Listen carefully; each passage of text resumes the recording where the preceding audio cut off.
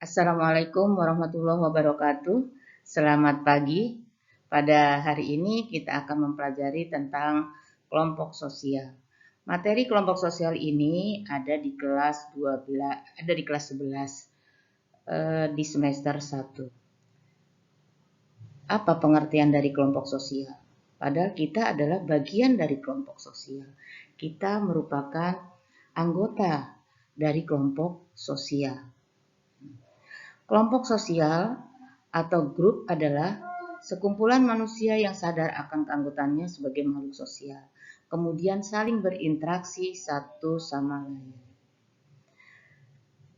Manusia pasti membutuhkan interaksi, karena manusia adalah makhluk sosial yang tidak bisa hidup sendiri tanpa berinteraksi atau berhimpun dengan manusia yang lain.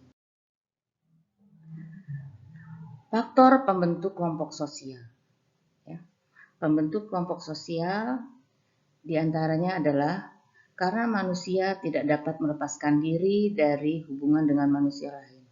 Sebagai akibat dari hubungan yang terjadi di antara individu-individu, kemudian lahirlah kelompok-kelompok sosial atau grup yang dilandasi oleh kesamaan kepentingan bersama.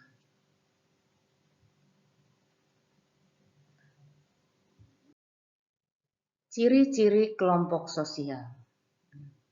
Semakin kita mengetahui banyak ciri-ciri dari kelompok sosial, kita semakin mengetahui apa saja yang termasuk ke dalam kelompok sosial itu. Yang pertama adalah karena adanya interaksi sosial. Yang kedua, terdapat dorongan atau motif yang sama antara satu individu dengan individu yang lain. Kemudian, di dalam kelompok sosial bersinergi, bersistem.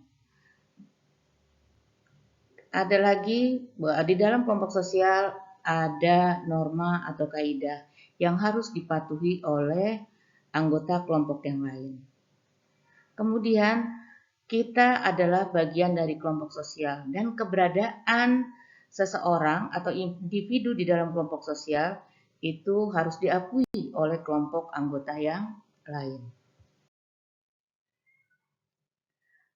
Kemudian di dalam ciri-ciri kelompok sosial adanya penegasan, adanya pembentukan struktur organisasi yang jelas. Jadi kita bisa tahu peran dan tanggung jawab masing-masing kedudukannya yang ada di dalam kelompok sosial. Ada norma atau pedoman berperilaku di dalam kelompok sosial.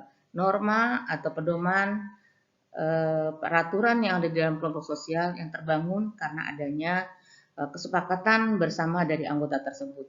Dan norma itu harus ditaati oleh anggota-anggota yang lain yang ada di dalam kelompok sosial tersebut. Faktor-faktor terjadinya kelompok sosial. Bergabung dengan sebuah kelompok merupakan sesuatu yang murni dari diri sendiri atau juga secara kebetulan. Seseorang terlahir dalam keluarga tertentu, namun ada juga yang merupakan sebuah pilihan. Dua faktor utama yang tampaknya mengarahkan pilihan tersebut adalah kedekatan dan kesamaan. Ya. Jadi di dalam faktor-faktor pembentuk kelompok sosial itu ada faktor kedekatan, ada faktor geografis, kemudian ada faktor karena mempunyai tujuan yang sama. Faktor kedekatan ini contohnya adalah keluarga atau kerabat.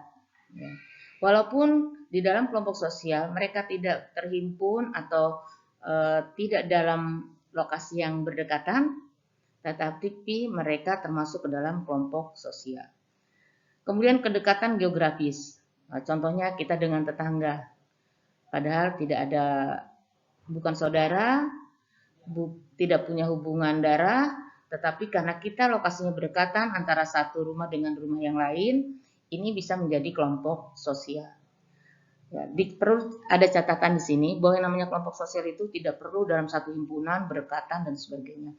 Karena bisa saja kelompok sosial itu anggota-anggota yang ada di dalam kelompok sosial tempat tinggalnya berjauhan. Ya.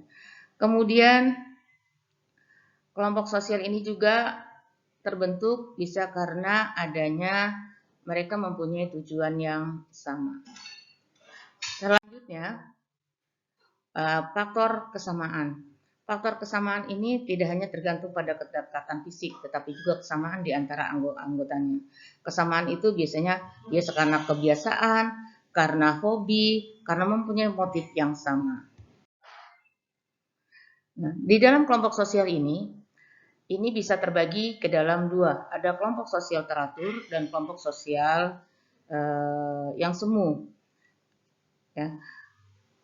Kelompok sosial teratur diantaranya seperti contohnya ada kelompok sosial primer, sekunder, kelompok sosial paguyuban, patembayan, kemudian ada kelompok sosial reference, membership, kelompok sosial in-group, out-group, dan ada juga kelompok sosial yang tidak teratur. Artinya di sini semu, ya, semu, karena biasanya tidak berstruktur, pertemuan tidak berstruktur, tidak saling mengenal, dan pertemuannya itu sifatnya spontanitas. Selanjutnya di dalam kelompok sosial ada kelompok sosial yang tidak teratur atau sering juga kelompok sosial semu. Contohnya adalah kerumunan, massa, dan publik. Karena kerumunan sosial atau istilahnya dengan crowd adalah sekumpulan orang yang berada di suatu tempat, akan tetapi di antara mereka tidak berhubungan secara tetap. Pengelompokan manusia seperti itu disebut juga kolektivitas, yaitu kumpulan manusia pada suatu tempat dan suatu waktu yang sifatnya sementara. Publik merupakan kelompok yang bukan merupakan kesatuan. Interaksi berlangsung melalui alat-alat komunikasi dan tidak langgeng.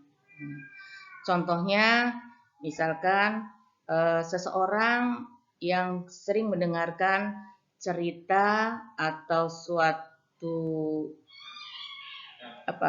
drama yang ditayangkan di televisi atau yang disiarkan di radio. Biasanya mereka sama-sama mempunyai penggemar, orang yang mendengarkan atau orang yang menonton. Tetapi tidak bisa berkomunikasi satu dengan yang lain. Contohnya, ya ini, orang-orang yang mendengar atau orang yang menonton ini, mereka disebut dengan publik. Kemudian ada massa. Ini massa juga merupakan kelompok sosial semu atau yang tidak teratur. Massa diartikan sebagai keseluruhan dari kerumunan sosial. Pengertian massa timbul sejalan dengan perkembangan masyarakat yang mengarah pada pola kehidupan modern. Ya.